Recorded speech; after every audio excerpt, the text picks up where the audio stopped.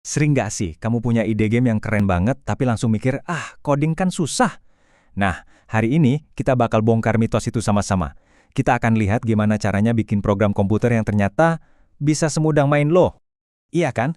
Banyak banget ide-ide brilian yang akhirnya cuma jadi angan-angan, berhenti di depan tembok besar bernama barisan kode yang bikin pusing. Tapi gimana kalau ternyata ada jalan pintas? Gimana kalau kita bisa lewatin semua kerumitan itu dan langsung terjun ke bagian paling serunya, berkreasi? Nah, ini dia jawabannya. Kenalan sama Scratch. Lihat deh maskot kucing oranye yang ikonik ini. Dengan Scratch, coding itu bukan lagi soal ngetik-ngetik sintak aneh yang bikin pusing. Bayangin aja, ini lebih mirip kayak kita lagi nyusun puzzle atau main balok susun. Super intuitif, visual banget, dan yang pasti seru. Coba deh kita bandingin dua dunia ini.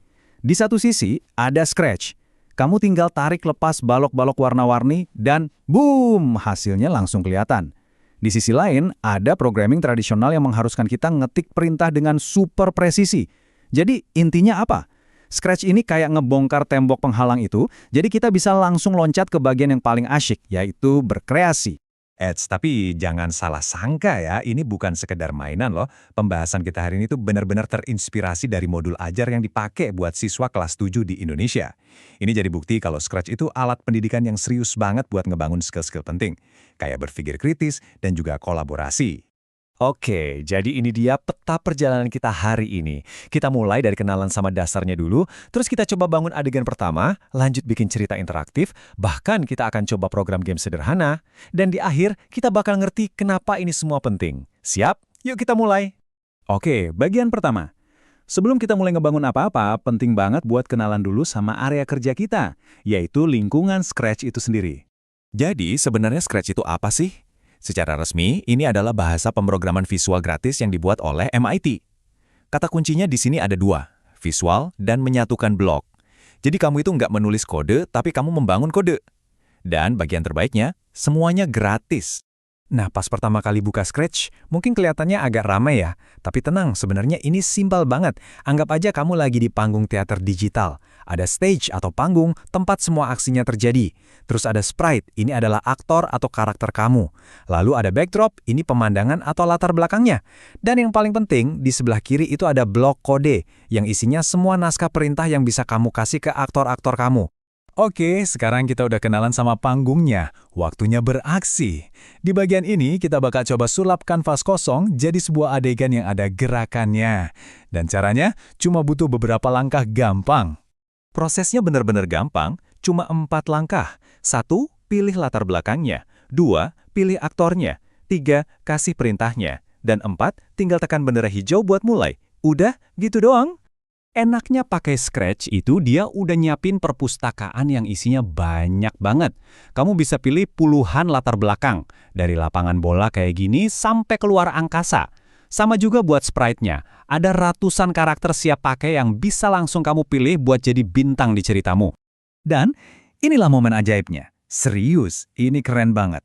Kita tinggal ambil satu blok pemicu yang warna kuning itu, ketika bendera hijau diklik, terus kita sambungin sama blok aksi yang biru, gerak 100 langkah. Tinggal diklik aja, dan selesai. Selamat, kamu baru aja bikin program komputer pertamamu. Kamu baru aja kasih perintah ke komputer, tapi dengan cara yang super visual. Oke, keren. Karakter kita udah bisa gerak sekarang. Tapi, gimana kalau kita mau mereka bisa ngobrol dan berinteraksi? Nah, sekarang saatnya kita naik level. Yuk, kita ubah sprite kita dari sekedar objek bergerak jadi aktor beneran dalam sebuah cerita. Caranya gampang banget. Di kumpulan blok yang warna ungu, namanya tampilan atau looks, ada satu blok yang super berguna. Blok katakan. Kamu tinggal ketik dialog apa aja yang kamu mau di kotak peti itu, dan nanti karakter kamu bakal ngeluarin gelembung ucapan persis kayak di komik. Dan lihat deh hasilnya. Blok kode yang sesederhana tadi langsung menciptakan adegan ini. Satu kucing nyapa kucing lainnya. Tiba-tiba, kita nggak cuma punya gerakan acak, tapi kita punya awal dari sebuah cerita. Kekuatan untuk bercerita sekarang benar-benar ada di tangan kita. Oke, sekarang kita masuk ke bagian yang paling seru nih. Gerakan udah bisa, dialog udah bisa. Tapi apa sih yang bikin sebuah game itu jadi game? Jawabannya logika. Yuk kita bedah gimana Scratch menangani konsep inti yang jadi otaknya semua video game.